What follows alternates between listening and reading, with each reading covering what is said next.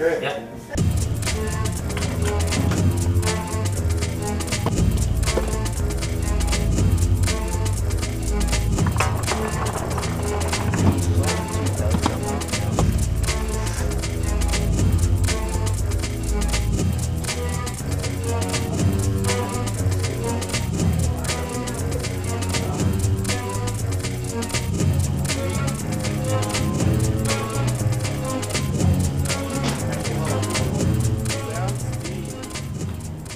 Scene 9, take 1. Mark. And action. After moving from Miami to LA and having shot a lot of short films and worked a lot in Miami, it was really surprising how many people in Los Angeles actually work in industry or are acting. Come on, Val, give me another chance. I didn't like his looks that much, but I liked the picture, yeah, and I liked and he said on camera he looked much better. He was pretty good. He followed directions really well. Yeah. Wake up. Even though you know that there are a lot of actors in LA, but I don't think before actually preparing or starting this project I realized how many. Hi, my name is Brent Bailey and I'm reading for Sam. We had 1,400 people applying for the project and submitting their headshots. We looked at about 100 of them, or we actually invited about 100. We had about 80 who showed up and picked basically the 6, 7, or 8 people that we had, 8 characters out of that pool.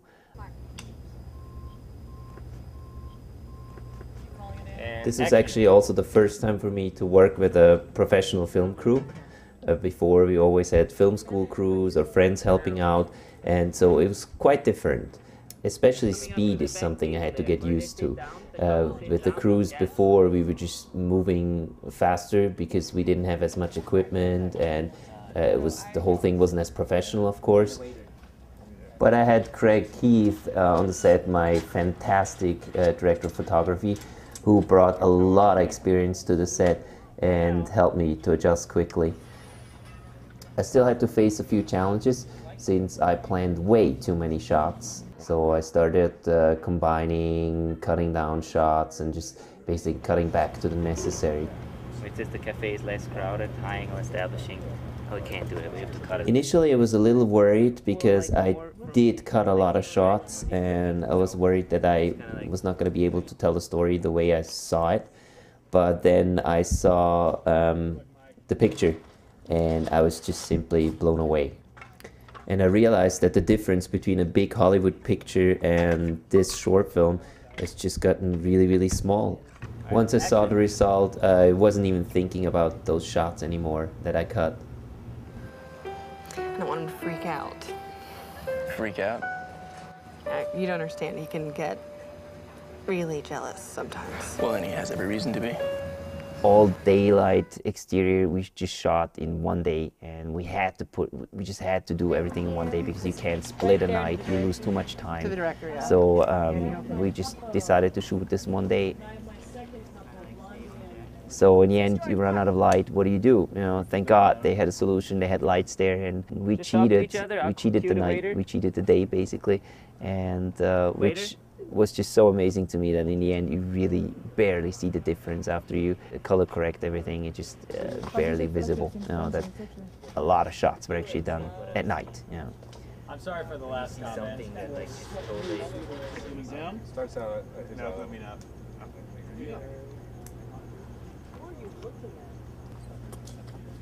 And now look, JP, Even though I had to take a step your combine a left. lot of shots and cut a shots, there's some certain key shots that you just are not willing to cut.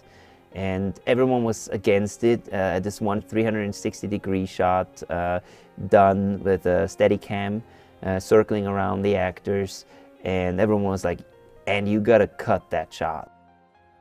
But I knew that shot was really essential and I needed it to keep the flow of that transition going. And thank God Craig was on board and we just decided to go for it, and we did it. So what we're gonna do is we're gonna have all the tables go to this side because our shot starts here. So it has to be empty here. And then from this side, Peter's gonna go first, you know, you're gonna go second, you're gonna go third, you're gonna go fourth, and you're gonna go last, you know? The way we did it is, since we had the past empty restaurant, to get it full, we had people behind the camera, behind the Steadicam, just walk in, holding the table, holding the chairs, and the people just actually had to sit down as extras right away. And so we had the whole magic just happen behind the camera and filled it up, which worked out beautifully.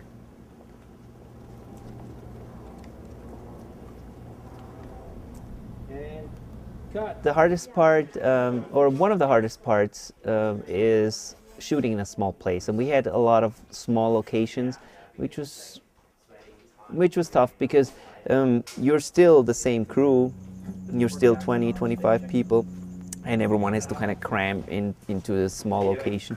So it wasn't always easy. We had to figure out a way to actually also make it look bigger. What I really enjoyed about the production is that we did a lot of props and location work. For example, the pictures are all something that we had to create because we didn't have, of course, the actors in all those locations. So what we did is we shot them in front of a white screen or a green screen and just added them to the pictures.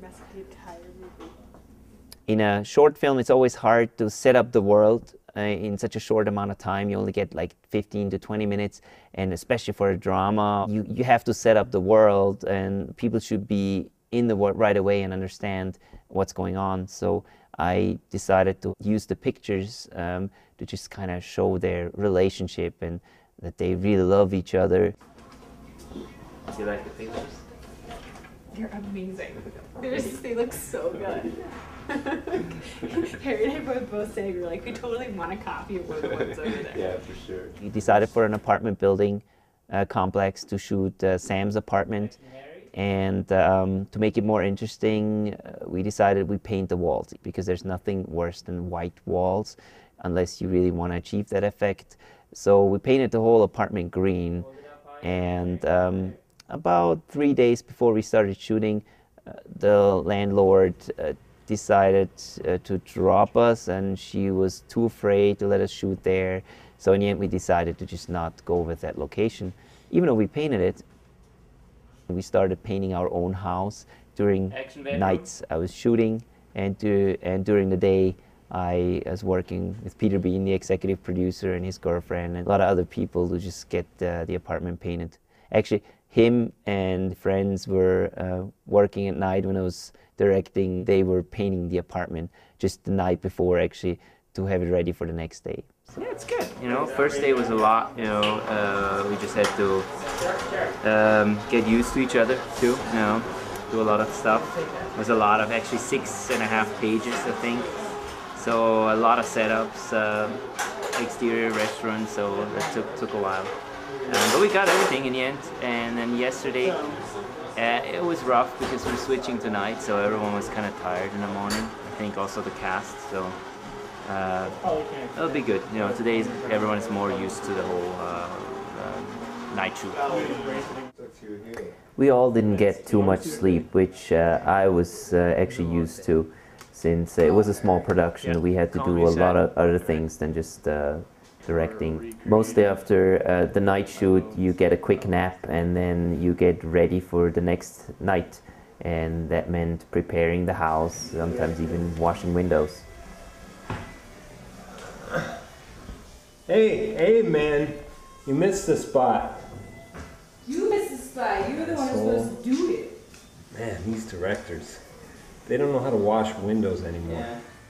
Suspension of Disbelief is, I mean, it's realistically about, you know, your mind seeing what you want to see or what you think's going on as opposed to what actually is going on. So Harry's so blinded by jealousy and rage that he sees what he thinks is me stealing his girlfriend when actually I'm kind of the guy helping him out and, you know, trying to help his relationship and to help her confide more into him.